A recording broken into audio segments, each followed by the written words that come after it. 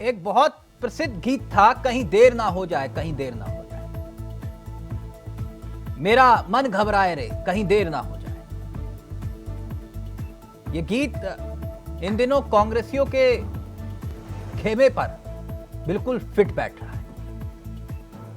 कहा जा रहा है इंतहा हो गई इंतजार की, आई ना खबर अब तक प्रत्याशी की। हरिद्वार और नैनीताल में अटकी हुई है, लटकी हुई है और भटकी हुई है कांग्रेस। ये भाजपा ही कह रहे हैं कंफ्यूजन ही कंफ्यूजन है, सॉल्यूशन का कुछ पता नहीं। यहां भाजपाई प्रत्याशी अपना नामांकन भर रहे हैं, वहां कांग्रेस प्रत्याशी खोज रही है। अल्मोड़ा में नामांकन हो गया, हरिद्वार में नामांकन हो गया बीजेपी प्रत्याशी का।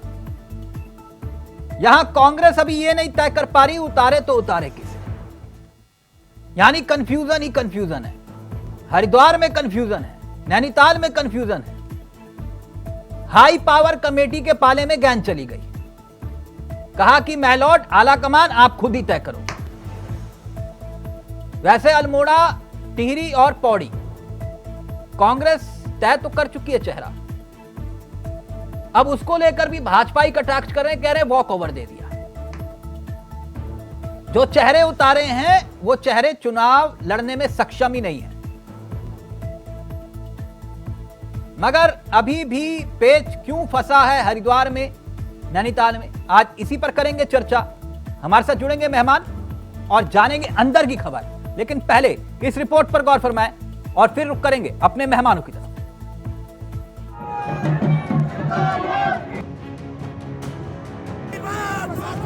गाजे बाजे के साथ उत्तराखंड में बीजेपी के अल्मोड़ा सीट और हरिद्वार सीट से प्रत्याशियों ने लोकसभा चुनाव के लिए अपना नामांकन कर लिया है।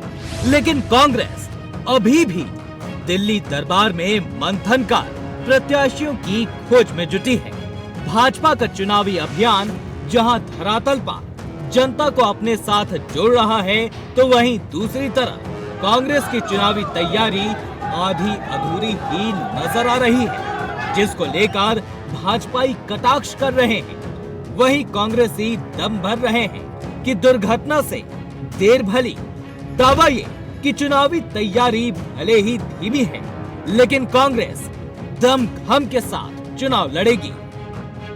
इसको दिल्ली हाईकमान से आपको प्रश्न करिए, क्योंकि वहीं 2 सीटों का निर्णय वहीं से होना है और 3 सीटों का हमारा हो गया, जिसमें 26 और 27 को नामांकन है। जिसका भी फाइट करना होगा वो भाजपा से फाइट करेगा।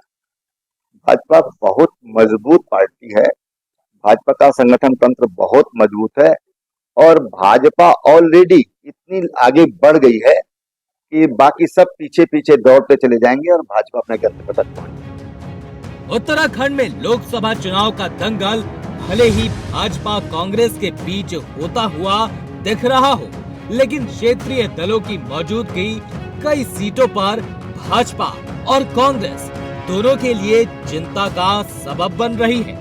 लेकिन कांग्रेस के लिए चिंता अभी अपने ही पार्टी के नेता हैं, जो चुनाव लड़ने से मना कर चुके हैं और अब उनकी ना पार्टी हाईकमान के लिए सरदर्द बन चुकी है, जिसमें कांग्रेस को अभी तक प्रत्याशी नहीं मिल पा रहा है।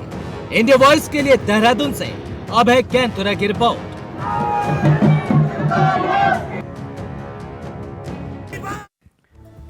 तो चलिए सीधा रुक कर रहे हैं मेहमानों की तरफ। आपको बता दें आज हमारे साथ इस चर्चा में जो मेहमान हैं वो आपकी स्क्रीन पर होंगे। शीशपाल बेस्ट जी हमारे साथ जुड़ चुके हैं, कांग्रेस के अनुभवी चेहरे हैं। सचिन गुप्ता जी बीजेपी के तेजतर्रार चेहरे हैं। संगीता शर्मा जी हमारे साथ, आम आदमी पार्टी का युवा चेहरा। आप सभी का बहुत बहुत स्वागत है। शीशपाल जी से अन्यथा मत दीजिएगा, लेकिन वो पुराना गीत था ना, कहीं देर ना हो जाए, कहीं देर ना हो जाए। सचिन गुप्ता जी गाजे बाजे के साथ नामांकन पर्चे भरवा रहे हैं, आपके यहां प्रत्याशी नहीं ढूंढे जा रहे, ये चक्कर क्या है शीशपाल जी? तिलक जी, प्रत्याशी चयन का हर पार्टी का अपना तौर तरीका है और हाँ। कांग्रेस पार्टी में निश्चित तौर पर आप देखिए, ऐसी कोई बात नहीं जैसी आप जो है कह रहे हैं, वैसे आपकी जो सद्भावना और सहानुभूति कांग्रेस पार्टी के साथ है, मैं उसका स्वागत करता हूँ। आपकी नहीं, मेरी सहानुभूति आपके साथ रहेगी, आप चिंता मत करिए। और हाँ। मेरे लिए बहुत महत्वपूर्ण है आपके सुझाव, लेकिन आपको मैं बता दूं, हमारे जो प्रत्याशी हैं उनकी टीम लगातार जो है जनता के बीच में काम कर रही है। और हरिद्वार की मैं आपको गारंटी के साथ बता सकता हूं, कल आप 12 बजे गुरुकुल नारसन बॉर्डर पे आइए, आपको प्रत्याशी का बड़ा दिव्य भव्य स्वागत समारोह दिखेगा। तो निश्चित तौर पर तो हरीश रावत जी तैयार हो गए लड़ने के लिए? देखिए, मैं नाम का ऐलान कर नहीं सकता, उसके लिए मैं अधिकृत नहीं हूँ। ये अच्छा, मुझे लगा कि हरीश रावत जी तैयार हो गए। पार्टी हाईकमान का काम है, लेकिन मैंने आपको समय बता दिया, जगह बता दी। कल आपका स्वागत है, अपनी आप आइए। ऐसे समय और तारीख सर आपसे पहले वाले भी देकर चलेगा, मैं इसलिए कह रहा हूँ। तिलक जी, शीशपाल सिंह बिष्ट जी ने कहा है, आप ये बोलिए। हाँ। और मैं झूठ नहीं बोलता, मैं डंके की चोट में जो बात है वो आपसे कह रहा हूँ। नहीं, आपका स्वागत है और निश्चित तौर पर वो तो आपकी बात ठीक है। मुझे लगा कि आप ये कह रहे हो कि हरीश रावत जी तैयार हो गए चुनाव लड़ने के लिए। हमारे कार्यकर्ता जनता के बीच लगातार जनता के सुख दुख में साथ खड़े रहे हैं। शीशपाल जी, मैं आपकी बात समझ रहा हूँ, लेकिन एक बात बताइए ना। नहीं, आप मेरी बात नहीं समझ रहे। मैं गुप्ता जी के पास जाऊं। दरअसल मसला ये है कि आपके मुताबिक ही मान लेता हूं, बारात तैयार है, बाराती तैयार है, ढोल नगाड़े सब कुछ तैयार है, लेकिन दूल्हा कौन है यही नहीं समझ में आ रहा ना। तिलक जी, आपको दूल्हा भी दिखेगा, हाँ। आपको बारात भी दिखेगी, हाँ। आपको जनता का समर्थन भी दिखेगा, सब अच्छा, कुछ दिखेगा। ठीक, ओके। गुप्ता जी, गुप्ता जी देखिए, तारीख, वक्त और जगह मुकर्रर कर दी बिष्ट जी ने। कह रहे हैं कि लिख लो तारीख, जगह लो और चेहरा भी मिल गया। अब चेहरा कौन है ये सस्पेंस है अभी भी। आप लोग कह रहे थे ढूंढ नहीं पाएंगे ये। देखिए तिलक जी, अभी आपने कहा कि देर ना हो जाए, देर तो खैर बहुत हो चुकी है। और अभी शिशपाल जी ने कहा कि ये शिशपाल जी के शब्द है कि कल तक प्रत्याशी घोषित हो जाएगा, लेकिन मैं अभी आप ही की बाइट में देख रहा था कि करण महाराज जी कहते कि हमसे मत पूछो, दिल्ली वालों से पूछो। हाँ, दिल्ली से तो अभी कांग्रेस के लिए दिल्ली दूर है। और मैं इतना जरूर कहना चाहूंगा कि एक तरफ नरेंद्र मोदी जी के रूप में जो है एक मजबूत, कर्मठ, ईमानदार और अनुशासित संगठन है, और दूसरी तरफ एक लचीली कांग्रेस है जो देश में बड़े दम भर भर के इनके नेता जो है वादे करते हैं कि हम इस प्रकार की सरकार देंगे, हम मजबूत सरकार देंगे। लेकिन बड़े अफसोस की बात है कि जो है नेता नीति और दिशाविहीन जो है एक संगठन, जो कांग्रेस संगठन है, वो आज तक केवल अपने प्रत्याशी तक घोषित नहीं कर पाया। तो मजबूत सरकार का दम ये भरते हैं, ये बड़ा अफसोस है। गुप्ता जी, मेरी सहानुभूति तो बिष्ट के साथ है, आपके साथ भी है। एक विश्वास और अति आत्मविश्वास में बहुत बारीक रेखा होती है जी। कहीं ऐसा तो नहीं है कि आप लोग अति आत्मविश्वास वाला मसला हो गया? बिल्कुल नहीं तिलक जी, अति विश्वास मैं तब कहता जब हमारा संगठन अनुशासित ना होता। हम अनुशासन में रह के हमने समय पे अपने टिकट घोषणा किए, समय पे हमने नॉमिनेशन के तारीखें घोषित करी, समय पे हमने अपनी बैठकें शुरू करी, समय पर हमने अपने नॉमिनेशन शुरू कर दिए। तो हम अति उत्साहित नहीं है। हाँ, हम जो है आश्वस्त है अपनी जीत को लेकर, हम आश्वस्त है अपने संगठन को लेकर, हम आश्वस्त है जनता के प्यार को लेकर। इसलिए हमें आप ठीक, शिशपाल जी जल्दी से, फिर मैं संगीता जी आपके पास। हमारा प्रयास केवल इतना है, भाजपा समय पे जनता के साथ आपकी देरी पर ज्यादा मजे ले रहे हैं भाजपा। आगे बढ़े और जनता की कसौटियों पे खड़ा हो। भारत निर्वाचन आयोग ने 27 तारीख तक जो है नामांकन की तिथि घोषित की है। निश्चित तौर पर निर्वाचन आयोग ने जो तिथि दी, हमारे प्रत्याशी की स्थिति के अंदर जो है नामांकन करेंगे। आप नहीं करेंगे तो भी हमें कोई चिंता वाली बात नहीं है, क्योंकि कांग्रेस वैसे भी 5 सीटें उत्तराखंड के अंदर हारने जा रही है। कांग्रेस वैसे भी जो है कहीं टिक नहीं रही है। इसलिए आप जो है आप प्रत्याशी घोषित करें या ना करें, भारतीय जनता पार्टी को कोई फर्क पड़ने वाला नहीं है। देश की जनता भारतीय जनता पार्टी को जिताने के लिए लड़ाई में तैयार बैठी है, और वो देख भी रही है कि किस तरीके से कांग्रेस जो है आज तक प्रत्याशी घोषित नहीं कर पाई, सरकार किस तरीके से बनाएगी। तो कांग्रेस ने पुराना शासनकाल आपका देखा है, और वर्तमान में जो स्थिति है वो भी कांग्रेस की जो है आम जनता देख रही है। आप देख सकते हैं इस तरीके से भाजपा का कॉन्फिडेंस डगमगा रहा है। और एजेंसियों के भरोसे आप विपक्ष अच्छा, कॉन्फिडेंस इनका डगमगा रहा है, प्रत्याशी आप नहीं ढूंढ पा रहे। अरे कांग्रेस का तो कॉन्फिडेंस, कांग्रेस का अच्छा, एक मिनट संगीता जी, मैं दाद देता हूं शीशपाल बिष्ट जी की, बड़ा एक काबिल प्रवक्ता है, कह रहे हैं 27 तारीख तक का वक्त है हमारे पास, तब उतार देंगे, कोई दिक्कत, कोई टेंशन नहीं। नहीं, एक मिनट शीशपाल जी, मैं आपकी बात से बिल्कुल सहमत हूं, मैं आपकी बात से बिल्कुल सहमत हूं। संगीता जी, थोड़ा सा फ्लैशबैक पे चलते हैं, थोड़ा सा, ज्यादा नहीं। हरीश रावत जी को चुनाव लड़ना था, तय हुआ रामनगर, वहां से फोन वोन वो सब वायरल हो गया मामला, कह रहे कहां से लड़े, रामनगर छोड़ के, वो बोले लाल कुआं चलते हैं, बोले वो संगीता, बोले संगीता और टिकट काट दो, कोई दिक्कत नहीं, लड़की हूं, लड़ सकती हूं, बाद में लड़ लेगी, पहले मैं लड़ूंगा फिर बाद में हूं। तो अंतिम वक्त में तय हुआ कि दुर्गापाल जी ने कहा कि ticket Harish Rawat ji, final done हो गया। तो एंड टाइम पर ही सब कुछ फाइनल हो जाता है, कोई दिक्कत नहीं है। लेकिन आप लोगों तो कोई आपत्ति नहीं है ना कि कांग्रेस अगर धीमे चले, कोई दिक्कत तो नहीं, होले होले टाइप का, दुर्घटना से देरी भली। संगीता जी। तिलक भाई देखिए, वैसे तो अब तक टिकट डिसाइड हो जाना चाहिए था, क्योंकि जनता को भी पता होना चाहिए कि इस सीट से कौन चुनाव लड़ रहा है। नहीं, जनता से ज्यादा जरूरी है कार्यकर्ताओं को पता होना चाहिए कौन चुनाव लड़ रहा है। बिल्कुल तिलक भाई, हाँ। कार्यकर्ता, जनता, सबको पता होना चाहिए कि कौन चुनाव लड़ रहा है, ताकि वो सोच सके, समझ सके। लेकिन देखिए, ये कांग्रेस का अपना मामला है, मैं इस पर कोई टिप्पणी नहीं करूंगी कि कांग्रेस क्यों इतनी हिला हवाली। अच्छा, आपको क्या लगता है ये देरी क्यों हो रही है कांग्रेस के यहाँ पर हरिद्वार और नैनीताल को लेकर? देखिए तिलक भाई, सबके सामने ही है कि हरीश रावत जी उत्तराखंड के एक नेता है, और जो भी सुना है उसके अनुसार देखिए कि चर्चा में है कि हाईकमान चाहता है हरीश रावत जी टिकट वहां से लें और चुनाव लड़ें। नहीं, हाईकमान तो ये भी चाहता था कि प्रीतम सिंह चुनाव लड़े, तो प्रीतम सिंह ने कहा मैं नहीं लड़ूंगा चुनाव। हाईकमान चाहता था यशपाल आर्य चुनाव लड़े, यशपाल आर्य ने कहा मैं नहीं लड़ूंगा चुनाव। लेकिन हाईकमान तो सब कुछ चाह रहा था ना, करेगा उसको चुनाव लड़ना पड़ेगा तिलक भाई। नहीं, ऐसा नहीं होता वो ना, किसी का नाम भेजेगा और वो चुनाव नहीं लड़ेंगे। गणेश गोदियाल जी का उदाहरण सामने है। मैडम वो बीजेपी नहीं है, वो कांग्रेस है, आप गलतफहमी में है कि मुख्यमंत्री को बोला कि इस्तीफा दो और जाके जो है एमपी का चुनाव लड़ो, वो कांग्रेस है। ये कांग्रेस है, तो इसमें ज्यादा लोकतंत्र है, हमेशा ये कांग्रेस कहती आई है। मैडम ज्यादा लोकतंत्र तो आपकी पार्टी में भी है, आप तो सरकारी जेल से चला लेते हो। मैंने आपसे ये कहा कि ये जो चल रहा है आप इसे जायज मानते हैं, ठीक है भाई? बिल्कुल, आज जो चल रहा है, मैं वो जेल की राजनीति के बारे में अभी नहीं कहना चाहूंगी, क्योंकि डिबेट फिर दूसरे तरफ चली जाएगी। नहीं, कांग्रेस को लेकर आप कह रहे हो बिल्कुल सही चाल में चल रहे हैं।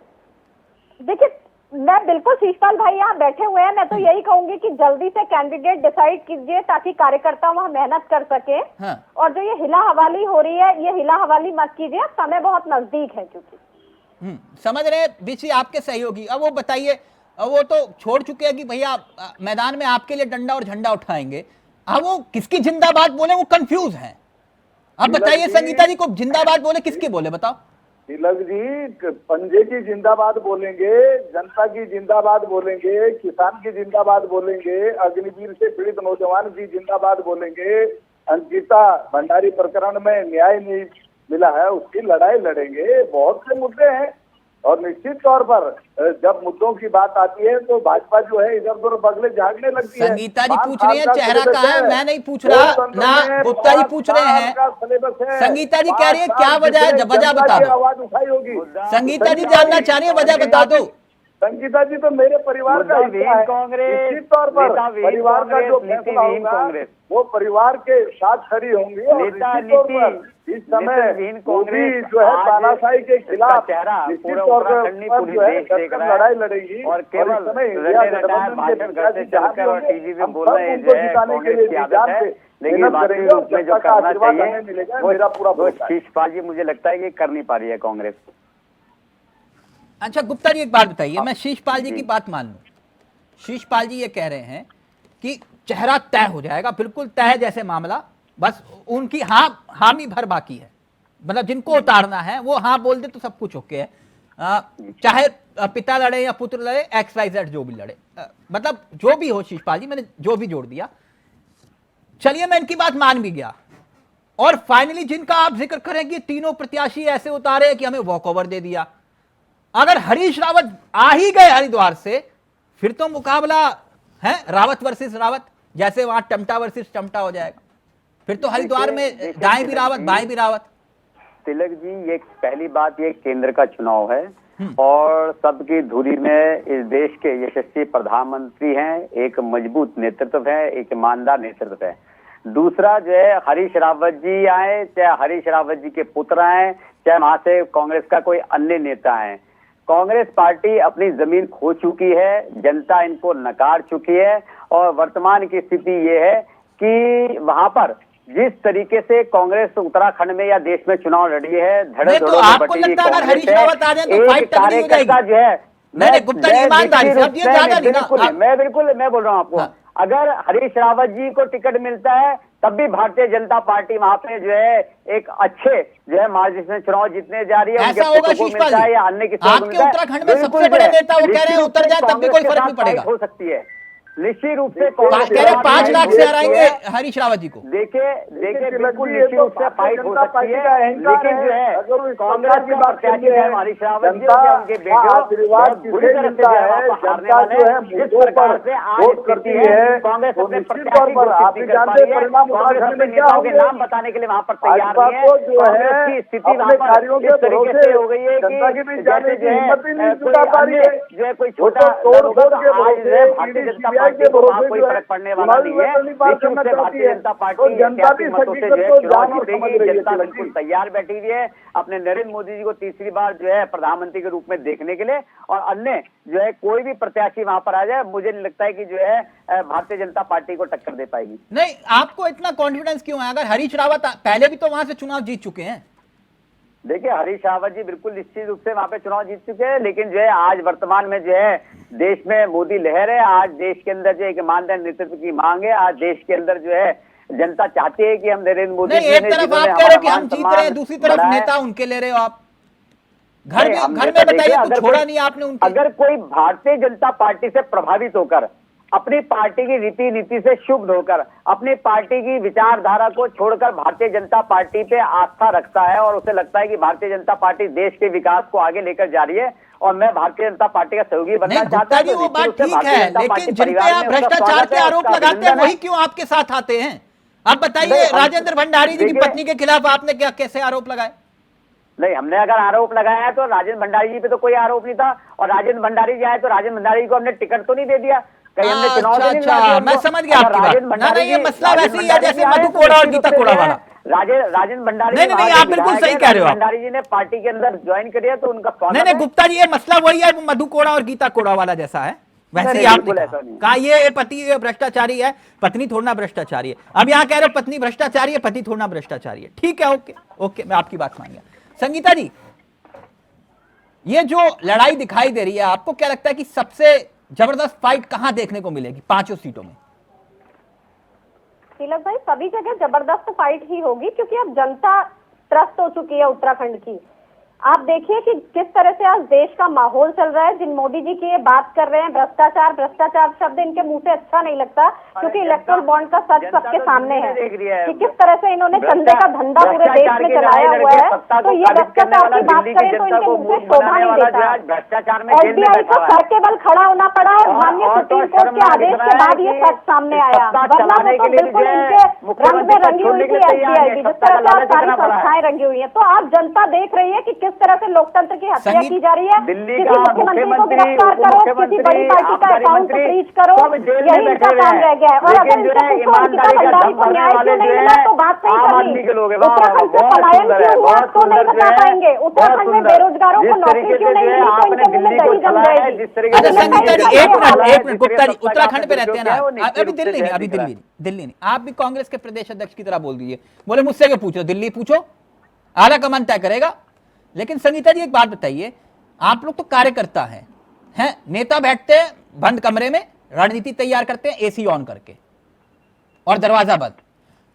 ये कार्यकर्ताओं के मनोबल पर असर पड़ता है कि नहीं पड़ता? ये जो देरी टाइप का जो मामला हो जाता है, अब जैसे कंफ्यूजन है, अब पता चले कि फोन आ गया सुबह, एक और हैरान करने वाला मामला कि शीशपाल जी बीच खड़े हैं वहां पर हरिद्वार में, बोले कौन प्रत्याशी हैं, इस टाइप का मामला हो जाए, ना तो शीशपाल जी को पता और ना ही कार्यकर्ताओं को पता। कंफ्यूजन सही है, ये जायज मानते हैं आप इसको? देखिए तिलक भाई, कंफ्यूजन नहीं होना चाहिए। मैं अगर अपने दृष्टिकोण से कहूँ तो ये बिल्कुल कंफ्यूजन की स्थिति नहीं होनी चाहिए, सबके सामने ये क्लियर होनी चाहिए। और जैसे अभी शीशपाल भाई आप बताइए, बड़े नेताओं ने बड़े नेता ये कह रहे कि हम नहीं लड़ेंगे चुनाव, क्लियर हो जाएगा, तो हम बिल्कुल इस बात पर विश्वास करते हैं कि कल सारी चीजें संगीता जी, मैंने आपसे ये कहा कि आप लोग कह रहे हो कि हम चुनाव जीतेंगे और बड़े नेता ये कह रहे हैं कि हम चुनाव नहीं लड़ेंगे, तो बताइए कार्यकर्ता बेचारा क्या करेगा? तिलक भाई, लोकतंत्र में जिम्मेदारी जनता की है हराने और जिताने की। जो भी कैंडिडेट खड़ा होगा उसको जनता उसके सर पर ताज पहनाएगी, तो ये जिम्मेदारी हमको जनता पर ही छोड़ देनी चाहिए। नेता तो चुनाव लड़ेंगे, नेताओं का काम है चुनाव लड़ना, और उसको जिताना या हराना तो जनता की। संगीता मैडम, ना मैं प्रैक्टिकल उदाहरण देकर आपको समझाता हूं। जैसे हरीश रावत जी उत्तराखंड के कांग्रेस के सबसे बड़े नेता कैसे बने? वो चुनाव हारते गए बच्ची सिंह रावत से, लेकिन फिर भी वो रण छोड़ के भागे नहीं, वो लड़ते रहे। शिषपाल जी गलत तो नहीं कह रहा ना?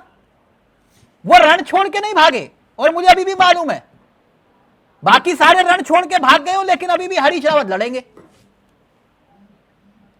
99% यही है ना? शिषपाल जी गलत तो नहीं कह रहा? नेता बनता है चुनाव लड़ने से, ये थोड़ी ना कि आपने आगे दिग्गज नेता लिखवा दिया, हम दिग्गज नेता हो गए। नेता पता है कैसे बनता है? आप लोगों को मालूम है ना? सितारगंज में चुनाव था, उपचुनाव विजय बावड़ा का था कि नहीं? किरण मंडल ने सीट खाली की, चुनाव लड़ने कौन गया बीजेपी से? प्रकाश पंत जी। उनको मालूम था चुनाव हारूंगा, लेकिन बोले कि पार्टी का आदेश है, जाऊंगा चुनाव लड़ूंगा। ये ऐसे बनते हैं बड़े नेता। मालूम था हार निश्चित है, लेकिन बोले जाके चुनाव लड़ूंगा, पार्टी ने बोला है। फिर ये कौन सी बात हुई कि चुनाव नहीं लड़ूंगा? मैं ये कह रहा हूं संगीता मैडम, ये जायज मानते हैं आप इसको? फिर दिग्गज नेता काहे के हुए आप? संगीता जी बिल्कुल सही बातें लग गई। पार्टी के आदेश को मानना एक कार्यकर्ता का पहला दायित्व है, और अगर पार्टी हाईकमान ये कहता है कि आपको चुनाव लड़ना है तो बिल्कुल चुनाव लड़ना चाहिए, ये जिम्मेदारी है। और उससे पीछे हटना किसी भी तरह का पार्टी के साथ भी और अपने साथ भी एक उचित व्यवहार नहीं है। मैं तो यही कहूंगी कि आप पार्टी के साथ हैं। तो मेरी पूरी सहानुभूति है आप लोगों के साथ, आपने बिल्कुल सही कहा था। आपके एक तो विधायक छोड़ के जा रहे हैं, पूर्व विधायक छोड़ के जा रहे हैं, आप लोगों को पता नहीं चल रहा कि कौन जा रहा है कौन आ रहा है। और एक और गुप्ता जी कह रहे हैं बिल्कुल मामला सेट है, एक और आने वाले हैं अभी, वो आपको भी मालूम है, नाम मत भूलवाइएगा, है ना? उनका भी मामला सेट है। तो अब ऐसी स्थिति में ना तो प्रत्याशियों का ऐलान कर रहे हैं और बाकी जो बचे हैं वो भी छोड़ के जा रहे हैं। मैं ये कह रहा हूं आपसे। नहीं, देखिए तिलक जी, कांग्रेस पार्टी ने लगातार जनता के लिए जो है सड़क पर उतर के सदन के अंदर संघर्ष किया है। जनता का प्यार आशीर्वाद कांग्रेस पार्टी को मिलेगा। जो अवसरवादी हैं, जो ईडी सीबीआई से डर के जा रहे हैं, उसका जवाब तो वही दे सकते हैं। लेकिन जो कांग्रेस पार्टी का जमीनी कार्यकर्ता है, उसका उत्साह देख करके निश्चित तौर पर हमारा भी उत्साह बढ़ रहा है। और कांग्रेस पार्टी में कोई नेता ऐसा नहीं है जो ये कह रहा हो कि मैं चुनाव नहीं लड़ूंगा। हो सकता है कि नेता कई बार अगली पीढ़ी को आगे बढ़ाने के लिए भी बयान देते हैं, लेकिन जिससे भी जो है पार्टी हाईकमान का आदेश हुआ है वो मैदान में अगली पीढ़ी को बढ़ाने के लिए वो कह रहे हैं चुनाव नहीं लड़ूंगा। गोटिया जी लगातार जो है भाजपा के सिर का दर्द बने हुए हैं। देखिए घुनसोला जी चुनाव लड़ रहे हैं। ठीक है, फाइनल कमेंट गुप्ता जी आपका, फाइनल कमेंट जल्दी से। साल के प्रत्याशी भी जो है आज आपके सामने। हाँ ठीक है, आपने तो ऐलान कर दिया कि इंतजार करो 24 घंटे का, स्थिति साफ। बिल्कुल गुप्ता जी फाइनल कमेंट। देखिए तिलक जी, भारतीय जनता पार्टी अपने नरेंद्र मोदी जी के रूप में मजबूत नेतृत्व लेके आगे बढ़ रही है। निश्चित रूप से उत्तराखंड की जनता ने 2014 से लेके 2022 तक का चुनाव में जो है भारतीय जनता पार्टी को आशीर्वाद दिया। मैं आश्वस्त हूँ कि भारतीय जनता पार्टी को जो है प्रदेश की जनता देख रही है और निश्चित रूप से 5 लोकसभा ऐतिहासिक मतों से जो है भारतीय जनता पार्टी को जिताने वाली है। 5 लाख वाला टारगेट है ना आपका? बिल्कुल 5 लाख प्लस से जो है जनता जो है जिताने वाली है। पक्का 5 लाख? बिल्कुल पक्का 5 लाख। वो उत्तराखंड है साहब। देखिए बिल्कुल लक्ष्य हमारा निर्धारित है, जनता ललायित और निश्चित रूप से जनता के आशीर्वाद से हम 5 लाख से अधिक मतों से जो है यहाँ 4 वोट से विधानसभा चुनाव हार जाते हैं विधायक।